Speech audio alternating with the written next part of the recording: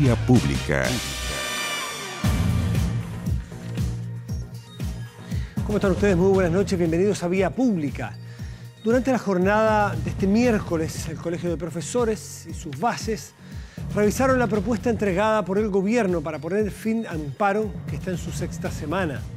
A pesar de que el presidente del gremio, Mario Aguilar, hizo un llamado claro, explícito a deponer la movilización, los profesores de Chile decidieron continuar con el paro que cumple ya 6 semanas. Por un estrecho margen hasta ahora, los profesores se inclinan por rechazar la propuesta del Ministerio de Educación. Según detalló el magisterio, la opción rechazo alcanza en torno al 50% versus 49 algo. Están realmente en los detalles. Ojo, que todavía no se contabilizan todos los votos. El margen, en todo caso, se tiende a estrechar. Así que vamos a ver cómo se dilucida esto. Los docentes esperan poder continuar con las negociaciones con el Ministerio de Educación y así alcanzar un mejor acuerdo con las autoridades para retomar las clases. Nos vamos de inmediato vamos a la pantalla, sí, con el tema de hoy, con la pregunta del día. Y si estás de acuerdo con el rechazo al proyecto de admisión justa. Otro tema que tiene que ver con la educación, sin duda, pero más que ver con lo que conversábamos anoche. ¿Se recuerda? Al iniciar el programa se había votado hace muy poco este rechazo al proyecto del gobierno de admisión justa. Más allá de la votación, más allá de la tensión, de la fricción y la acalorada disputa que hubo anoche, ¿qué es lo que hay en el fondo? Para eso conversaremos con dos especialistas que tienen visiones distintas, contrapuestas, matizadas, con lo cual sin duda va a enriquecer también nuestra opinión. Los saludamos de inmediato. Él es José Francisco Lagos, es subdirector del Instituto Res Pública. José Francisco, muchísimas gracias por estar aquí. Muchas gracias por la invitación. Buenas noches. Gonzalo Muñoz es académico de la Facultad de Educación de la Universidad Diego Portales y ex jefe de Educación General del Ministerio de Educación. Gonzalo, gracias por estar aquí. Muy buenas noches. Buenas noches, gracias por la invitación. Me gustaría que ustedes, por así decir, presentaran lo que ocurrió, cada uno desde su mirada, para después entrar en las diferencias, en lo que ocurrió anoche. ¿Qué fue lo que se rechazó anoche a tu juicio, José Francisco? Bueno, a mí me tocó personalmente estar ahí en la votación de ayer y básicamente lo que se hizo fue rechazar la idea de legislar. Esto, recordemos, es un tema que cuando se planteó la reforma de la Ley de Inclusión, el ministro de Educación de entonces, Nicolás Aguirre, dijo que era un tema pendiente, qué pasaba con lo emblemático. Y lamentablemente ayer la oposición en bloque, o las oposiciones para ser preciso, en bloque decidió rechazar la idea de legislar, es decir, esto ni siquiera se discutió. El Congreso, que está para debatir los proyectos y debatir la iniciativa del gobierno, simplemente rechazó esta idea siquiera de ver algo que en la materia había quedado pendiente, porque al rechazar tan tajantemente posterga al menos un año la posibilidad de volver a tratar esta materia y, por tanto, ahora que sobre todo se va a aplicar el nuevo sistema de admisión en la región metropolitana, deja la deriva a un montón de estudiantes que hemos ido a estos colegios. El que se rechazó la idea de legislar y que un año, eso es lo formal. Yo quería que se hicieran cargo de, a juicio de ustedes, en el fondo, ¿cómo le explicamos a la gente qué es lo que pasó anoche? A tu juicio, ¿cómo entiendes lo que pasó anoche? ¿Qué es lo que se rechazó? En el sentido, el significado de lo que se rechazó ayer. Lo que se rechazó es que hoy se dio un portazo a las miles de familias que ven en los liceos emblemáticos, en los liceos de excelencia o los liceos bicentenarios, una oportunidad de movilidad social. Es decir, si esos estudiantes no pudieran acceder a esos liceos, muy probablemente o no podrían estudiar lo que quieran o no podrían estudiar en las universidades que quieran y, por tanto, es un problema que se les generan, ya que se les dice a esas familias que con la vaga esperanza de que va a mejorar la educación en general, ellos estarán bien en sus colegios y lo que hemos visto es que han pasado generaciones y generaciones, la educación general no ha mejorado radicalmente y por tanto se le está cerrando la puerta a esas personas que ven en estos tipos de liceos una oportunidad que si no existieran simplemente no la tendrían. Gonzalo, ¿qué es lo que se rechazó anoche? A ver, un par de elementos de contexto bien importantes. En Chile se aprobó una ley de inclusión que creó un nuevo sistema de admisión escolar, ¿verdad? Que hemos debatido en distintas ocasiones ya. SAE. El sistema de admisión escolar, el SAE, que es conocido como el SAE. Ese sistema, en realidad, el gobierno, sobre todo ya en la época asumida con la ministra Cubillo, presentó una propuesta de cambio al SAE. Dos propuestas, para ser justo, es importante eso que la gente lo sepa. Primero, un proyecto que es el que se rechaza ayer, que tiene que ver con lo que se conoce también tradicionalmente como reponer el mérito, así lo ha planteado el gobierno, ¿verdad? Reponer esta idea de ciertos liceos que pueden seleccionar académicamente estudiantes. Y por otro lado, presentó un proyecto en algunos liceos. Voy a entrar en ese punto porque creo que es muy importante hacer una precisión respecto a lo que decía José Francisco. Adicionalmente, se presentó un proyecto en el Senado que está hoy día en tramitación y que va a permitir, creo yo, si es que se aprueba la idea de legislar, mejorar algunos aspectos del SAE. Eso es importante que la gente lo sepa. No se agota acá, como desgraciadamente han dicho algunos actores, la posibilidad de mejorar el sistema. Lo que se rechaza ayer específicamente es un proyecto de ley muy acotado que lo que hacía en estricto rigor era crear un subsistema de liceos, ¿verdad?, públicos, pero mayoritariamente privados subvencionados, según todas las simulaciones que se han hecho, que podía seleccionar académicamente al 100% de los estudiantes. ¿Por qué esto es importante? Porque finalmente lo que ayer el Congreso rechazó... Pero con un 50% de integrados. Con un 50% de alumnos prioritarios o preferentes. O sea, hay una integración social. Entre comillas, porque la verdad es que el 50% de alumnos preferentes es más o menos la distribución que tiene cualquier establecimiento en Chile. Entonces asegura más bien que esos liceos no se distancian socioeconómicamente del promedio, ¿verdad? Pero lo cierto es que al crear un subsistema con el 100% de selección, evidentemente esto significaba un retroceso en un camino que el país ha venido recorriendo. Yo creo que lo que hizo el Congreso ayer fue ser consistente con un camino que el país viene recorriendo. ¿Por qué creo que esto además se rechaza? Se rechaza por razones, yo creo, de contenido y forma. De forma, porque creo que este proyecto fue presentado además y comunicado de una manera un poco tendenciosa, ¿verdad? Si recuerdas bien, se generó además un debate en un contexto donde se ninguneó muchísimo al mundo académico y el aporte que podía hacer. Se utilizó un poco a la familia, a una parte de las familias, porque el 80% de la familia está siendo aceptada según el sistema de admisión para tratar de hacer una campaña contra el sistema. Todo eso configuró, y creo yo, desde el punto de vista de la forma, evidentemente una mejor condición para el rechazo. Y desde el punto de vista del contenido, evidentemente este proyecto no se hace cargo de una cuestión muy sustantiva, porque José Francisco decía, bueno, acá se hizo un portazo a los emblemáticos. Eso no es cierto.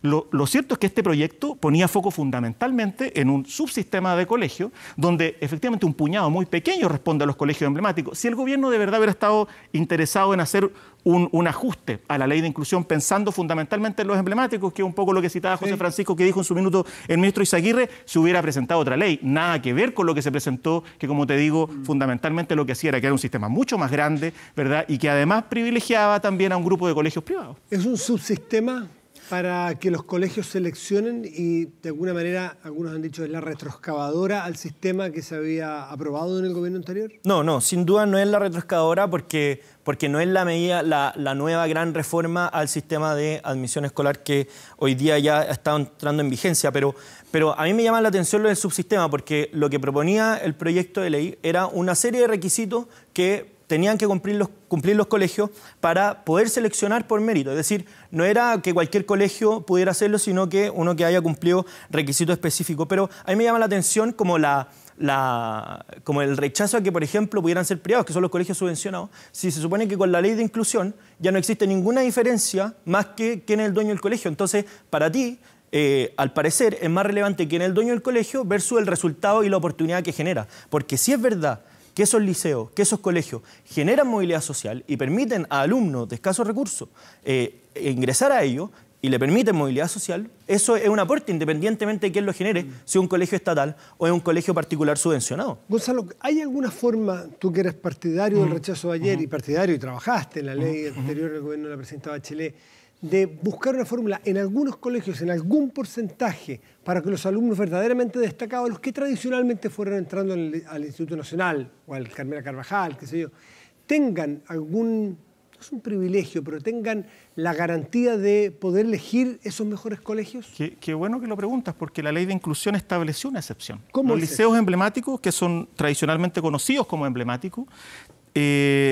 en la ley se estableció una excepción que permite que un 30% de los estudiantes que forman parte del ingreso de esos establecimientos provengan del 20% superior de sus colegios de origen. Y por tanto se estableció una excepción que fue muy debatida, Matías, en el Congreso. Cuando yo hago el punto sobre los colegios privados, no es porque crea que uno no puede considerar que hay un grupo de establecimientos que cumple esas mismas características, sino porque en general quienes están a favor de introducir este tipo de modificaciones en la legislación utilizan a los liceos emblemáticos y dicen, bueno, esto se trata de los emblemáticos. Yo lo que trato de aclarar, porque creo que eso es lo transparente con la ciudadanía, es que no se trata de los emblemáticos. No, es que se mucho... puede decir que no se trata de solo de lo emblemático, pero no que no se trata de lo emblemático, porque lo afecta directamente. Se trata en una parte de los emblemáticos que son muy acotados. Para aclarar el punto?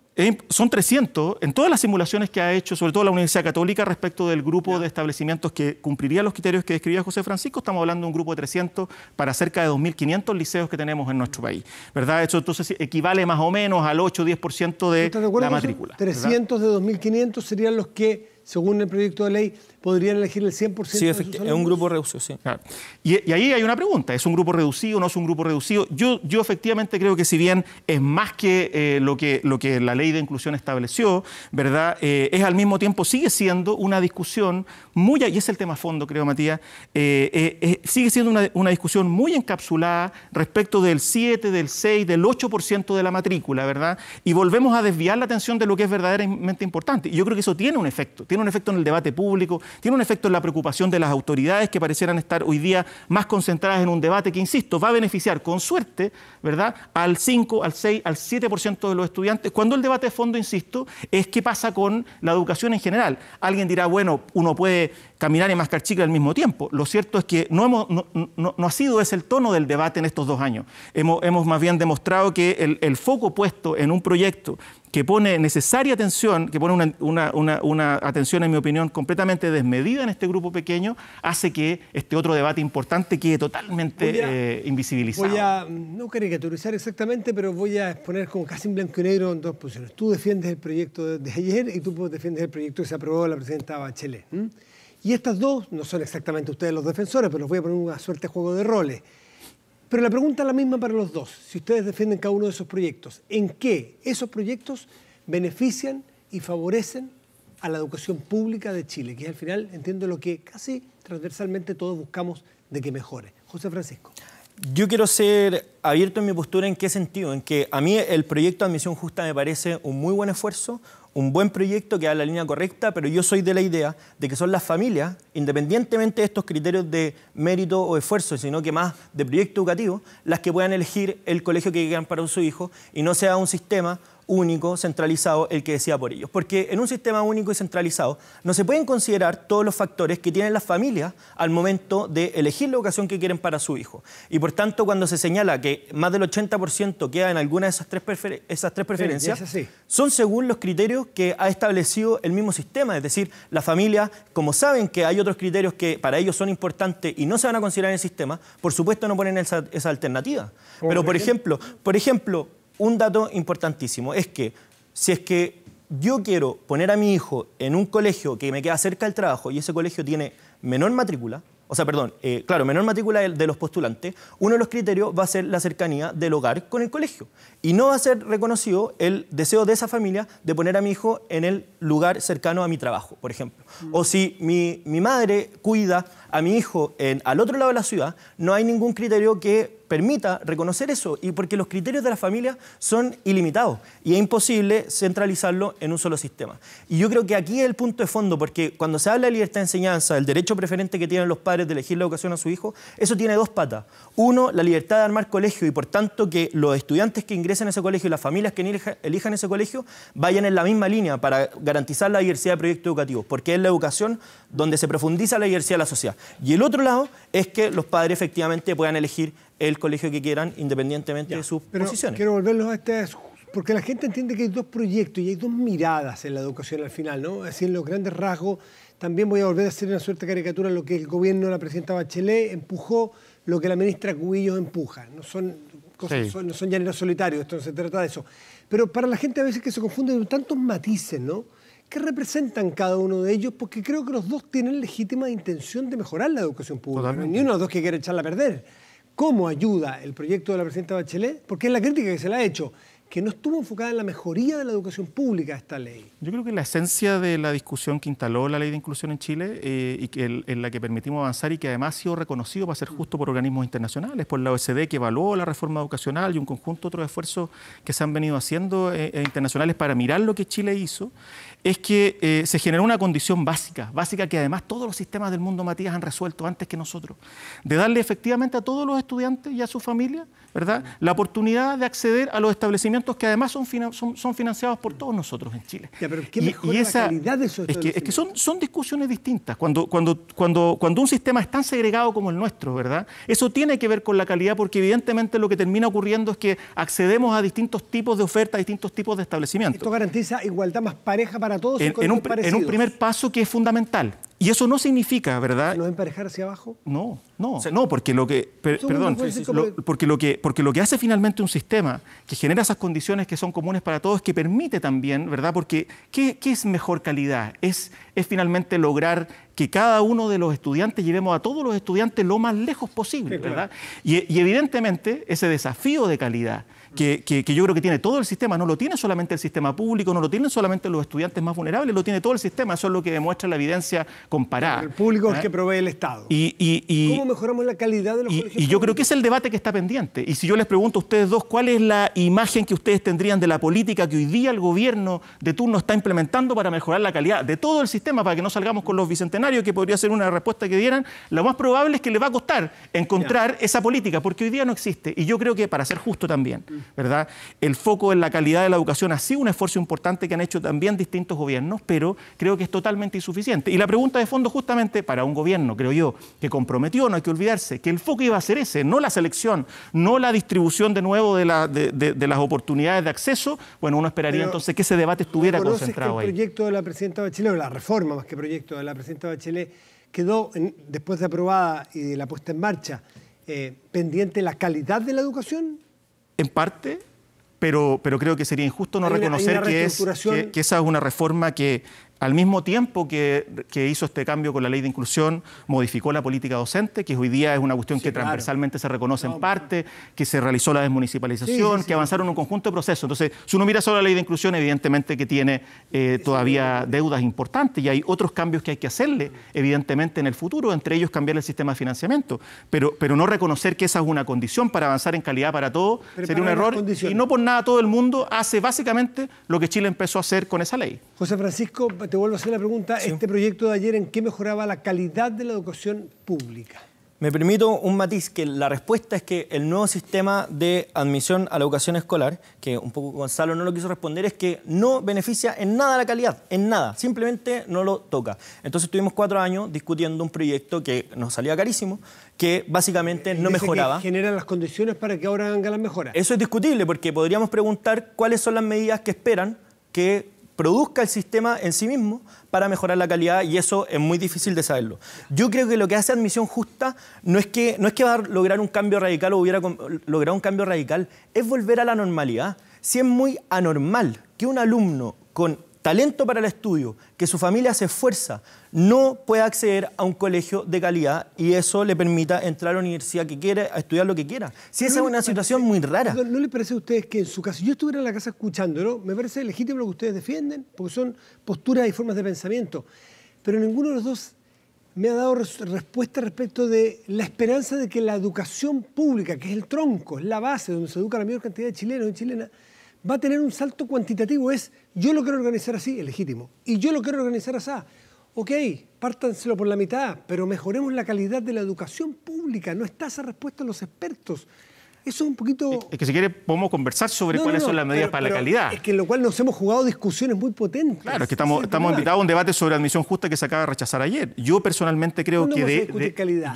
El problema es que si se está hundiendo el barco con un proyecto mal implementado, con un sistema de admisión que tiene a los padres preocupados de que no van a quedar en las preferencias de sus colegios, es muy difícil que los esfuerzos vayan en la calidad porque hay un flanco abierto. Y ese es el problema, y eso es lo que apunta... Se busca generar condiciones. A eso es lo que apunta Admisión Justa, a volver a una cierta normalidad. Yo creo que ese tipo de posición es el que justamente impide que podamos hablar de calidad, ¿verdad? Porque si finalmente el foco va a estar puesto de nuevo, ¿verdad?, y vamos a retomar la conversación sobre cómo seleccionamos en un grupo del 5%, de estudiantes, se entenderá, y creo que la gente lo entiende en la casa, que evidentemente eso desfocaliza la atención en la calidad. Yo personalmente creo, por ejemplo, que hoy día es indispensable hacer una política muy importante concentrada en los directivos escolares y en su formación. Vale, creo que es fundamental tomarse en serio la discusión curricular que el país ha conocido y ver cómo la vamos a implementar con calidad en los próximos años. Creo que es fundamental hacerse cargo de cómo la educación parvularia, que tiene hoy día un tremendo desafío de calidad, que tiene nuevas bases curriculares, también se implementan.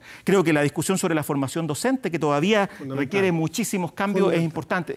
Y de eso estamos escuchando muy poco. Y eso tiene que ver... Hace mucho rato que estamos escuchando. ¿Sabe una ley que sube el salario del gobierno anterior y muy fuertemente el salario de los docentes?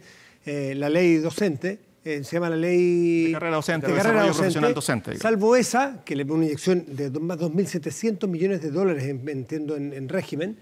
Pero hace mucho rato que no estamos hablando de calidad.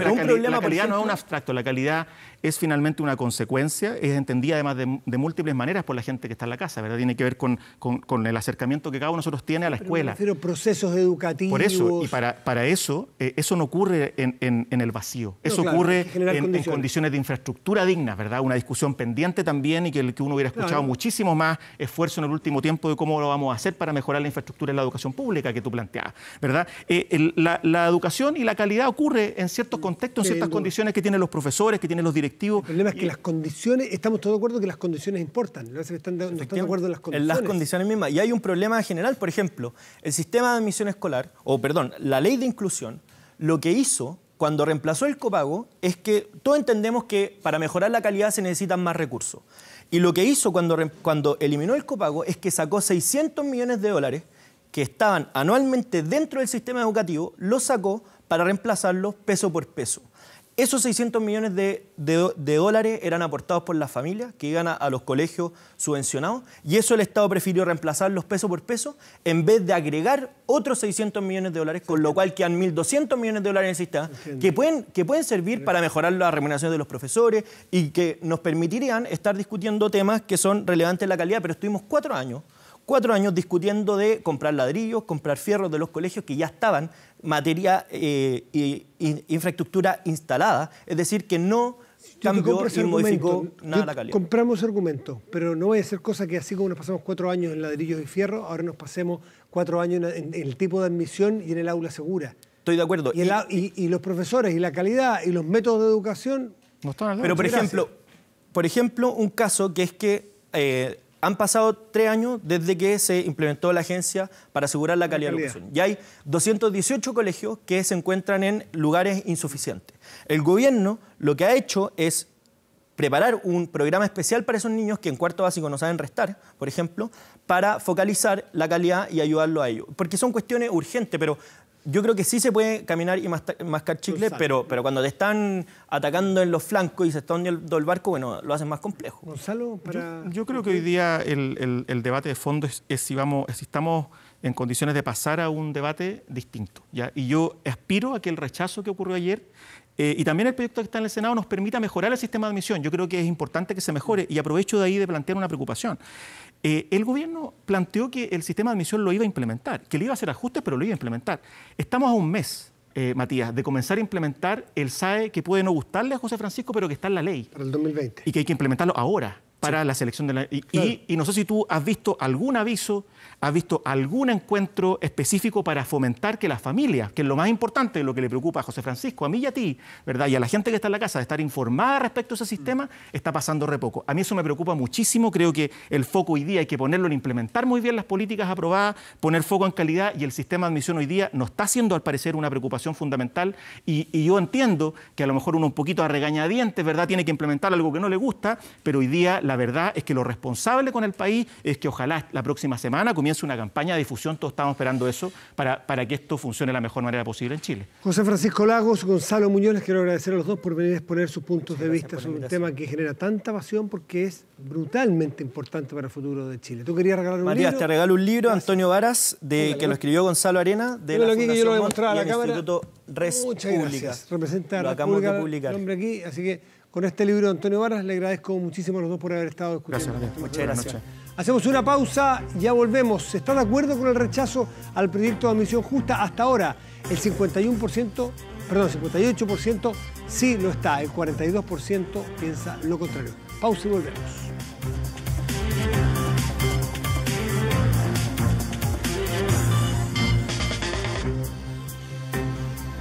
Estamos de vuelta en Vía Pública. Hace unos días, aquí justamente en 24 Horas Central, mostramos un drama bien potente de muchísimas familias que viven en Alto Hospicio.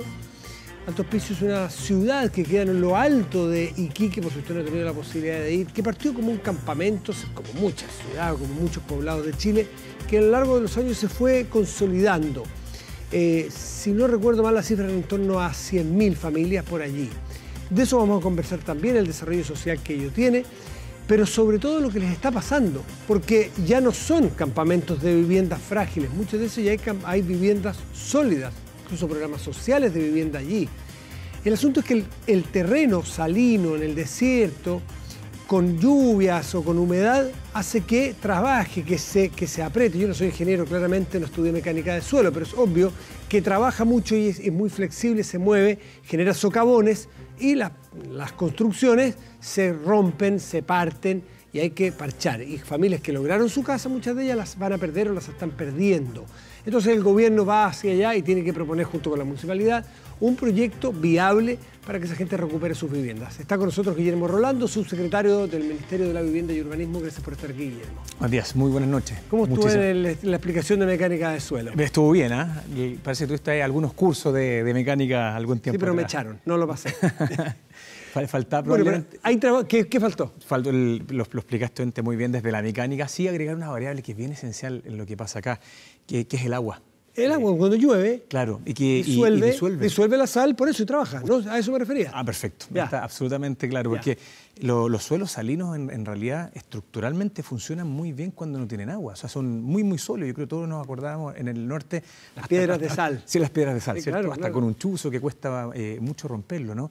Y cuando hay infiltraciones de agua, generalmente en este caso de la... Disuelven la sal y quedan los huequitos por ahí y trabajan la tierra, ¿no es cierto? Y después de muchos años, esto es bien impresionante porque son obviamente cavidades que empiezan a crecer y en algunos casos, por ejemplo, en edificios en altura, que me ha tocado estar con los vecinos allá, hay uno que tiene de 5 a 6 metros de un forado gigante, es como de la dimensión casi de este estudio.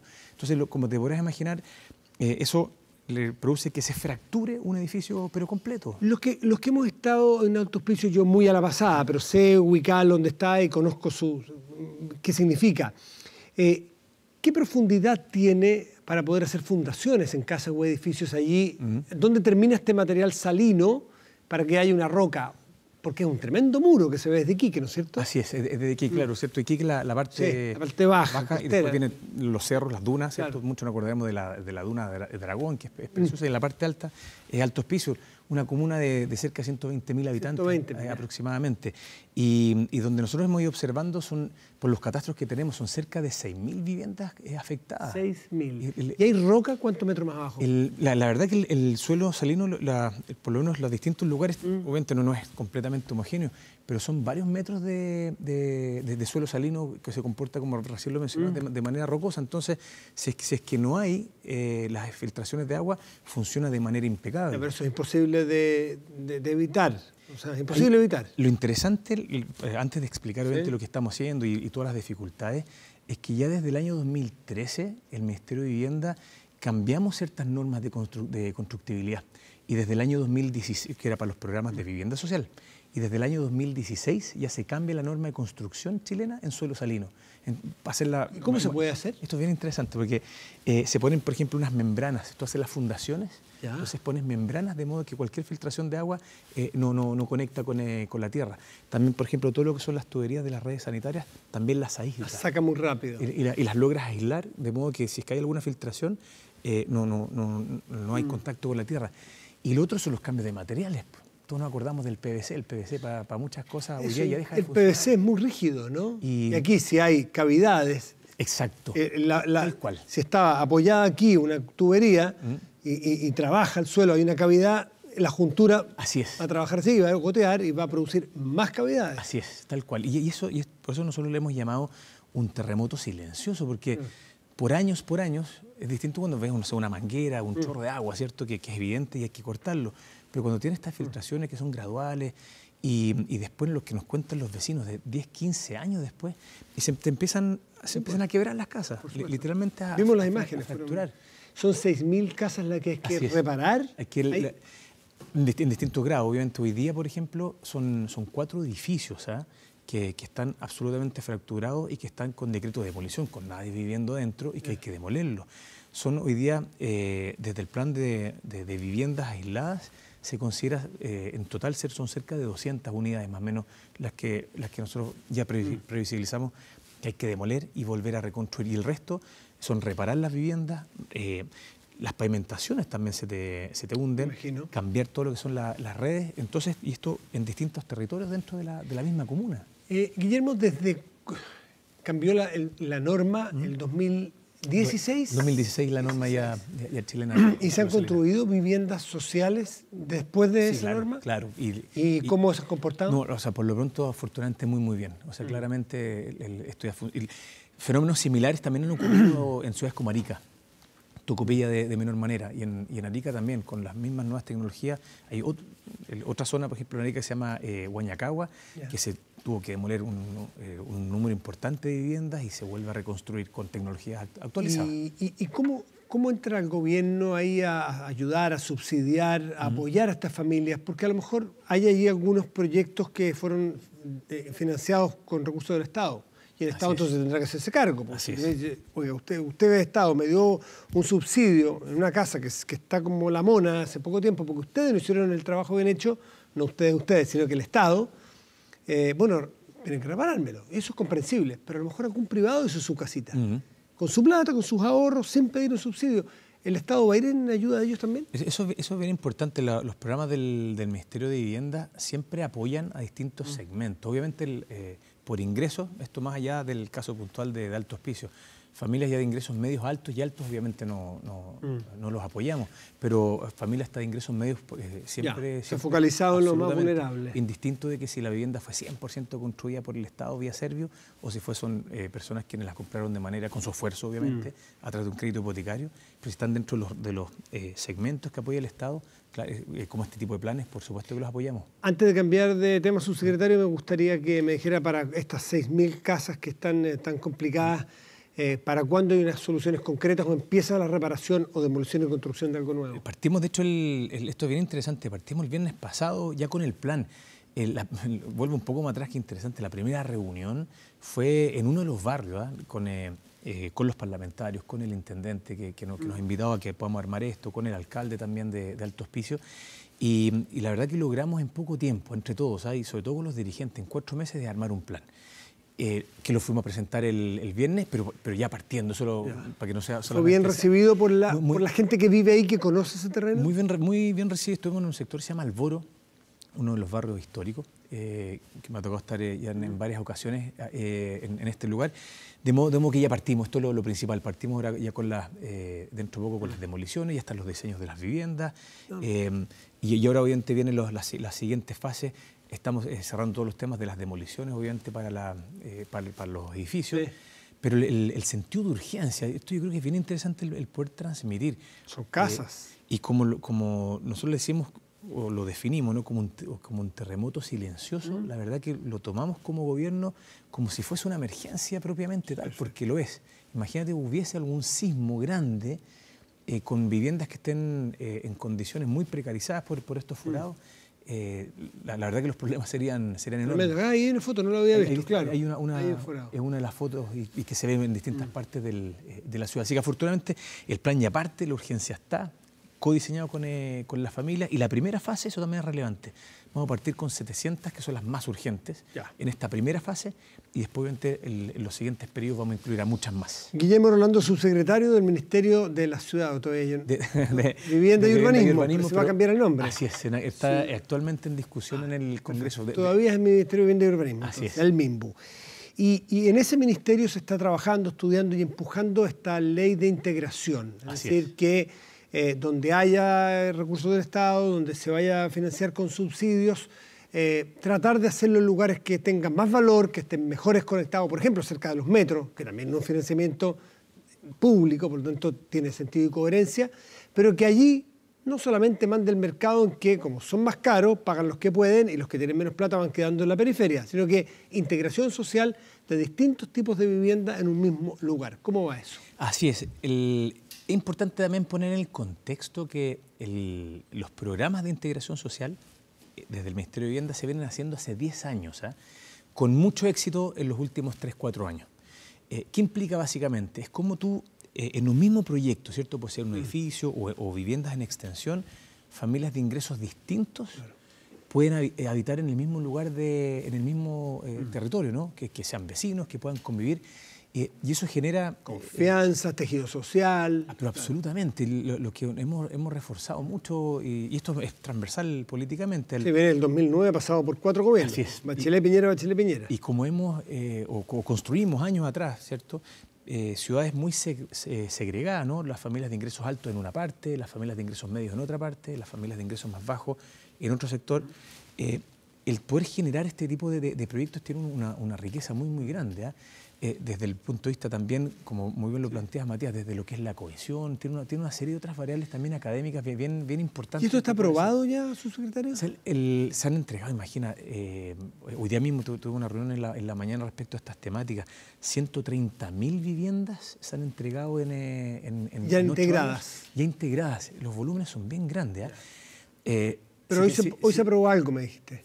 Eso voy de inmediato a contar en qué consiste. Entonces, lo primero es que ya se están desarrollando en distintas partes de nuestras ciudades proyectos, ¿cierto?, de familias con ingresos distintos y con muy buenos resultados a nivel de convivencia. Había mucho escepticismo años atrás y esto resultará, y la verdad que funciona muy, muy bien. Me muevo ahora hacia adelante, pero ¿qué es lo que nos ocurre? Que estos proyectos, muchos de ellos siguen siendo bastante periféricos.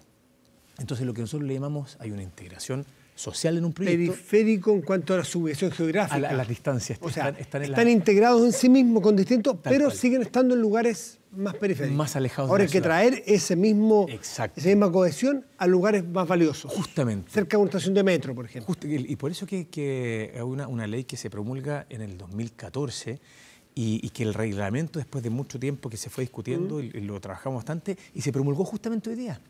Hoy día miércoles puede ser una tremenda noticia. ¿Y en qué consiste? Que en torno a los ejes estructurantes de transporte, ¿cierto?, donde hay inversión pública, como recién lo mencionado, si estamos en Santiago hablamos de metro, pero si estamos en provincia es por donde pasan las micros, por donde pasan los colectivos, ¿cierto?, donde estén cerca de los equipamientos, salud, qué sé yo, educación. Ahí que podamos dar lo que nosotros le llamamos más normas. ¿Qué significa más normas? De una manera equilibrada en la ciudad. Hay muchos sectores, por ejemplo, que se permite hasta 4 pisos, hasta 5 pisos. Si estás al lado de un eje estructurante de transporte, tiene sentido que sea algo más, acordado con los municipios, obviamente, pero siempre y cuando esos proyectos sean de integración. Entonces, ¿cuál es la gracia? Que lo que recién mencionamos, familias de ingresos distintos, sobre todo familias de ingresos más bajos, que puedan penetrar a lugares mejor ubicados. Son proyectos, lo que históricamente trabaja el Ministerio de Vivienda, donde nosotros ponemos los recursos, ponemos las normas, pero claro, son los privados quienes los van desarrollando. No es que sea financiamiento en un proyecto privado de una inmobiliaria, por ejemplo, decirle, nosotros le permitimos que ponga un piso más, pero permita que gente que viene de mis programas de subvención o mis programas... Eso es, de hecho. Mis programas de vivienda, que vivan ahí también. Así es, tal cual. Y nosotros como cartera financiamos a esas familias quienes son sujetas a los programas del Ministerio. Entonces, bien interesante.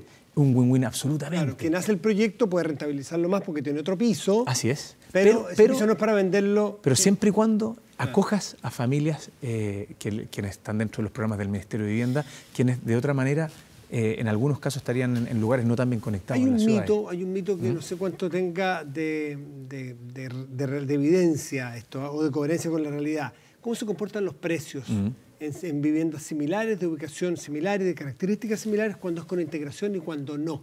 Porque la integración, lo hemos visto, tiene el problema que dicen, me van a bajar los precios si viene gente que es de otra parte. La discusión de la Rotonda Atenas. Claro. ¿No? Es un pequeño paréntesis. El programa que ha sido, yo sé, muy comentado, de la Rotonda Atenas, es dentro de los programas del Ministerio de Vivienda, de la cartera.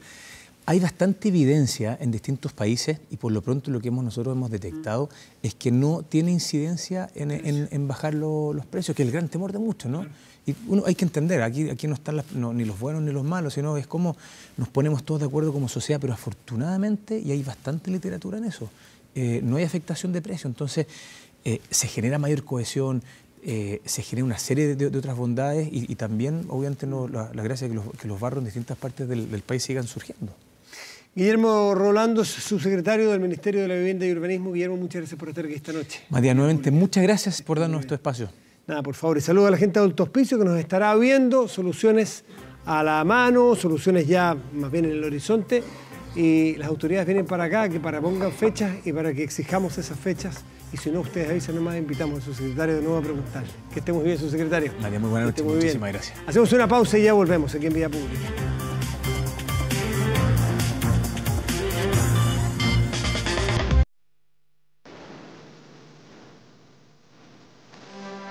Ya, vamos a revisar el resultado de la pregunta a la cual los invitamos a participar hoy en nuestro fanpage de 24 horas. ¿Estás de acuerdo con el rechazo al proyecto de admisión justa que se produjo anoche? El 58% está de acuerdo con el rechazo, el 42% lo reprueba. Vamos a nuestro portal de noticias 24horas.cl, que congrega todos los contenidos de las distintas plataformas de TVN. Tienen portada, declaran inadmisible querella de Carla Rubilar contra el presidente del Centro de Alumnos del Instituto Nacional. El séptimo juzgado de garantía de Santiago sostuvo que no se cumplían los requisitos para que la intendenta procediera a querellarse, pero además ordenó oficiar a la Defensoría de la Niñez por la exposición pública de un menor de edad. Es un revés duro para la intendenta. Seguramente mañana vamos a tener más reacciones. El resto de las noticias están naturalmente aquí en este portal 24horas.cl. La temperatura, señor director, por favor, si es tan amable. En Santiago los cielos en este momento están nublados y con brumas y la temperatura es de 5 grados con 6 décimas. Para mañana, en tanto, esta región metropolitana presentará cielos despejados y una máxima de 14, y para el viernes similar o igual temperatura máxima esperada, pero el cielo ya parcial. Y revisemos qué sucederá en otras regiones del país. Juan Fernández, región de Valparaíso, cielo parcial, máxima de 14, igual que en Santiago. Y Arica, región de Arica y Parinacota, despejado y una máxima probable de 19 grados. Y lo que escuchamos, lo reconoce Pet Shop Boys, ¿cierto? Bueno, un día como hoy, hace 65 años, nació el cantante y compositor y también periodista británico Neil Tennant, que junto a Chris Lowe formaron este conocido dúo Pet Shop Boys a comienzos de los años 80. Este dúo británico ha gozado de gran popularidad en todo el mundo y han vendido a lo largo de su carrera más de 100 millones de copias.